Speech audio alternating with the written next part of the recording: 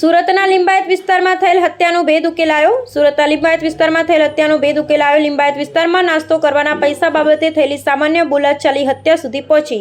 હત્યા કરનારા બે આરોપીને લિંબાયત પોલીસે ઝડપી પાડ્યા. Bureau report Sunil Ganjawala, Surat.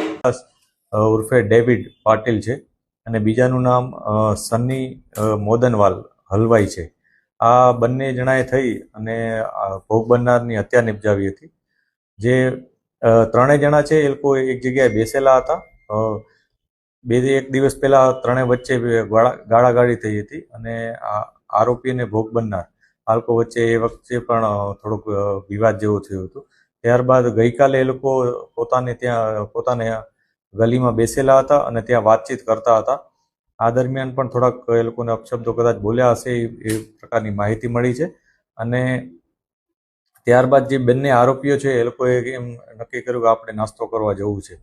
તો જે ભોગ બનનાર છે એણે પણ એને કીધું કે ભાઈ હું પણ નાસ્તો કરવા આવીશ.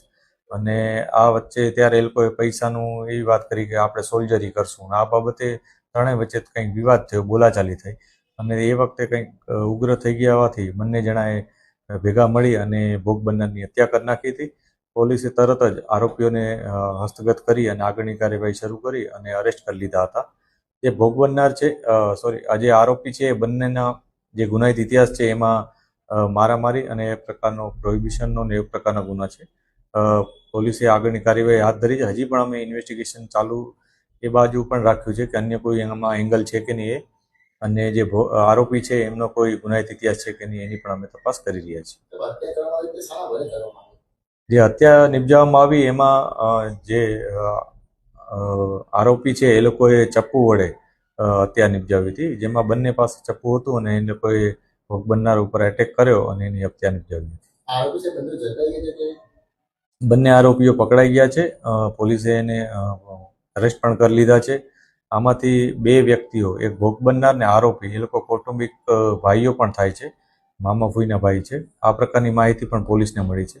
અને બંને વચ્ચે ગઈકાલની જે ઝઘડો થયો એ અને એક દિવસ પહેલા પણ અપશબ્દો બોલી અને ઝઘડો થયો હોવાની માહિતી છે. એટલે આ જ કારણ હોવાનું પ્રાથમિક દ્રષ્ટિએ અમને જણાઈ આવે છે. એમાં આજે બે છોકરાઓ છે એ 22 વર્ષના અને 24 વર્ષના છે. જ્યારે ઓલો થોડો મોટો છે એ પોતાને આ બે કરતા થોડોક મોટો ગણે છે અને એ લોકો કંઈક અપશબ્દો બોલ્યો હશે એ બાબતે, પણ એ લોકોએ કઈ એવી રજૂઆત પોલીસ પાસે નથી કરી. અને ત્યારબાદ ગઈકાલે પાછી એ લોકો વચ્ચે ઝઘડો થયો અને એમાં પછી આ લોકોએ આ પ્રકારની ઘટનાને અંજામ આપ્યો. જે આરોપી છે એ મજૂરી કામ કરે છે, મૃતક પણ મજૂરી કામ કરતો હતો એ પ્રકારની માહિતી છે. કોઈ રેગ્યુલર કોઈ કામકાજ કરતો એવી કોઈ માહિતી પોલીસને નથી મળી. એવી કોઈ સ્પષ્ટ ફિગર નથી આવ્યો, પણ સામાન્ય નાસ્તો કરવાની બાબત હતી. 200-300 રૂપિયાથી વધારે કદાચ ના હોઈ શકે. કોઈ મેજર કોઈ સોલ્જરી કરવાની બાબત સામે આવી નથી.